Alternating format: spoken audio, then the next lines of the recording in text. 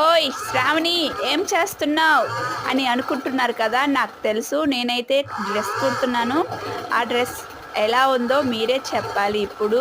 నేనైతే 3 పీసులుగా కట్ చేసి ఒక లాంగ్ ఫ్రాక్‌లా కుట్టాననమాట నా సొంత ఐడియాతో. అది ఎలా ఉందో ఇప్పుడు మీరే చెప్పాలి.